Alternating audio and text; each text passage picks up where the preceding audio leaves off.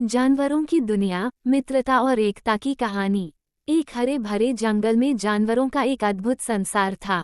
यहाँ पक्षी चहचहाते, हिरन दौड़ते और बंदर उछल कूद करते थे। उस जंगल का राजा शेर सिंहराज था। वह न्यायप्रिय और शक्तिशाली था, लेकिन सभी जानवर उससे डरते थे। जंगल में हर कोई अपने अपने काम में व्यस्त रहता था। लेकिन एक दिन जंगल में एक नई चुनौती आई। पास के गांव से इंसान जंगल के पेड़ काटने आ गए। इससे जंगल के जानवरों का जीवन संकट में पड़ गया। पहला मोड़, खरगोश का सुझाव। जानवरों में सबसे होशियार खरगोश चपलू था। उसने सभी जानवरों को इकट्ठा किया और कहा, हमें एकजुट होकर इस समस्या का सामना करना होगा। अगर इंसान हमारे घर को नष्ट कर देंगे तो हम सब बेघर हो जाएंगे। लेकिन लोमड़ी चतुर ने कहा, इंसान हमसे बहुत ताकतवर हैं। हम उनका मुकाबला कैसे करेंगे? तभी हाथी बलराम ने सुझाव दिया, अगर हम सब मिलकर काम करें तो हम इंसानों को रोक सकते हैं। दूसरा मोड़, योजना बनती है। सभी जानवरों ने मिलकर योजना बनाई।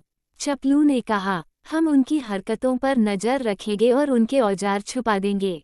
पक्षी चिकी ने कहा, हम ऊपर से उनकी हर गतिविधि पर नजर रखेंगे और खबर देंगे। सांप फुफकार ने सुझाव दिया, मैं उन्हें डराकर भगाने का प्रयास करूंगा। सभी जानवरों ने अपनी अपनी भूमिका तय कर ली।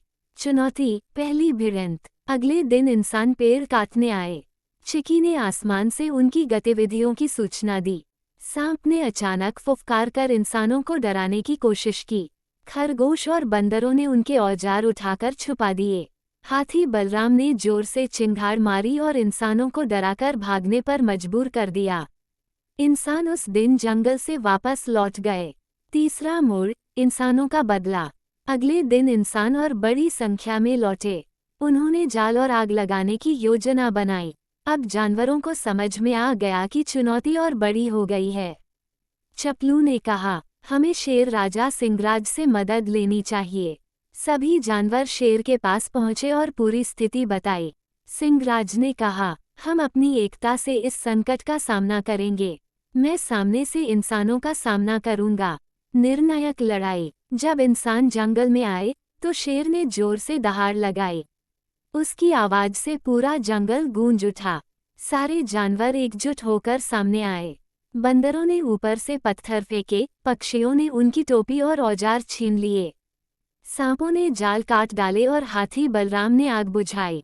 सिंहराज ने इंसानों को चेतावनी दी, ये जंगल हमारा घर है।